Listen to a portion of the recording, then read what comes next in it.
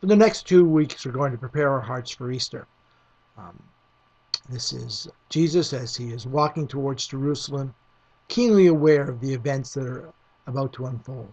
Next Sunday is Palm Sunday, then Easter Sunday. And just before Easter Sunday, we will have a special service on Good Friday, which I would encourage you to join with us. In Matthew chapter 20, we read these words.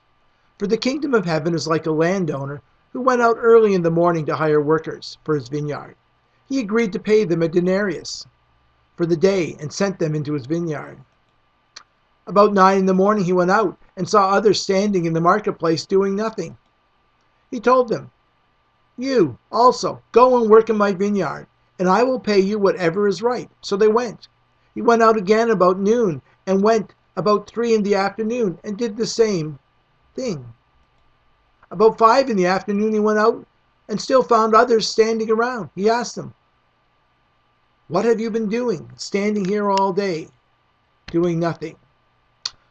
"Because no one has hired us," they answered.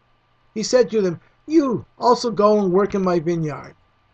When evening came, the owner of the vineyard said to his foreman, "Call the workers and pay them their wages, beginning with the last ones hired and going on to the first." The workers who were hired about 5 in the afternoon came, and each received a denarius. So when those who came who were hired first, they expected to receive more, but each of them also received a denarius. When they received it, they began to grumble against the landowner. "Those who were hired last worked only 1 hour," they said, "and you have made them equal to us. Yet we who have borne the burden of the day and worked in the heat have received no more." But he answered one of them, "I am not being unfair to you, friend. Didn't you agree to work for a denarius? Take your pay and go. I want to give the one who was hired last the same as I gave you. Don't I have the right to do what I want with my own money? Or are you envious because I am generous?" So the last will be first, and the first will be last. In order to fully appreciate this story, a couple of things need to be clarified. The landowner clearly represents the Lord, in the vineyard, his kingdom. These two motifs have been used elsewhere in Jesus' teaching with these meanings. So let's get a picture of what's going on. It's hot, August in Israel, probably 35 degrees in the shade. A group of men are hired at 7 a.m., another group of men at 9 a.m., another group of men at noon, and then another group of men at 5 p.m. The point of the parable is not that all in the kingdom will receive the same reward, but the kingdom rewards are dependent upon a sovereign God who loves and cares for us with an everlasting love. In the end, we come to the cross and he gives us salvation. It is not a gift that is earned or merited. And he's trying to illustrate that point. So let's just take a look at some of the principles. One, obviously not everyone worked for the same amount of time, yet they were all paid the same amount. And I believe that Jesus is trying to communicate an important point primarily to his disciples, but also to you and I who are reading this passage in this parable 2,000 years later. And the point is simple. Whether we work and spend our life serving Christ, or we come as the thief on the cross who in just a few weeks' time would be nailed beside Christ and who in fact would begin by mocking Christ. And we come to in salvation recognizing our sin. There's an equal footing at the base of the cross. The master paid everyone an equal salary for the day's work. But it needs to be noted that comparing this to salvation and making the point, none of us are worthy. None of us can stand righteous and say we've earned it. It is God's sovereign grace and love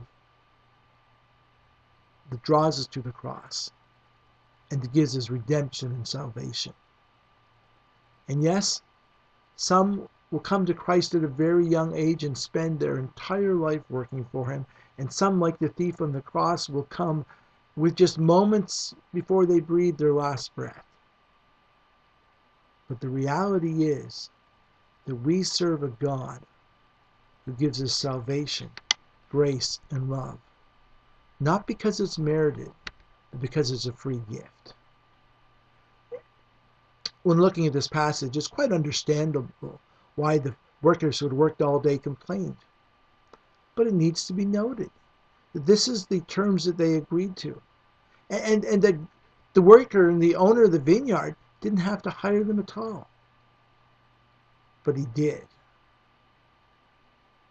And quite simply, a gentleman by the name of Dr. Alan Ross writes, quite understandably, the workers who had been there all day complained to the landowner. They thought it was unfair that the men who worked only a little while should get as much as they.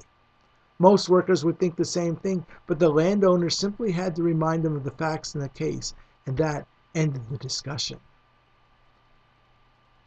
The landowner says, don't be jealous of what God has given to another person. Be happy with what God has given to you. Stop complaining to yourself and to others. The kingdom of heaven is not about fairness. It's not a case of you've earned it. It's a case of God's grace and God's love and God's power and God's strength. It's a case where God is sovereign. And Jesus' response, take what is yours and go. What if I wish to give this last one the same as you? Or am I not free to do as I wish with my own money? Or is it because you are envious of my kindness? What an amazing point. And then as Jesus is continuing on after he tells his parable, we read in verses 17 to 19, now as Jesus was going up to Jerusalem, he took his 12 disciples and said to them, we're going up to Jerusalem, and the Son of Man will be betrayed, and they will condemn him to death and turn him over to the Gentiles to be mocked and flogged and crucified. And notice this, and on the third day he will be raised to life again.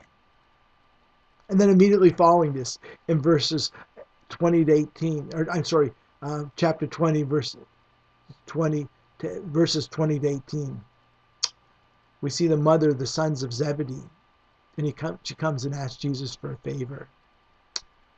Can my sons sit on the right hand and left hand of you in the kingdom? And Jesus says, it's not my position to give. And then he goes even further. He says, unless they can drink the cup that I'm about to drink, they can't. And then Jesus had healed two blind men, as he headed towards Jerusalem. So what points or principles can we learn here? One, you and I are called to be workers in God's vineyard. God's vineyard is the world. And as believers in Christ, we recognize that we have been abundantly blessed. And so we're called to be workers. We're called to share our faith. We're called to change the world and make it a better place. We're called to communicate Christ. We're called to share Christ's love. We're called to share the message of redemption and salvation, that there's hope found in Christ, that there's forgiveness of sins. We're called to communicate a very clear message that you can't earn your salvation. You can work in the vineyard from 7 a.m. to 7 p.m. every single day for all of your life, and you still can't earn salvation. It's a gift of God, not of works, lest any man should boast. And then there's another important message. The ground is level at the foot of the cross. None of us are any better or worse than the other. We're all just walking each other home to Jesus. And so this message, this parable, really wasn't about rewards.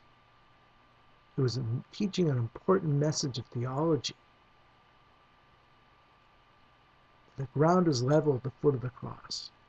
You can serve him all your life, and he doesn't owe you salvation, or you can simply acknowledge him in your last dying breath. And once again, he doesn't owe you salvation. It's God's grace. It's God's gift.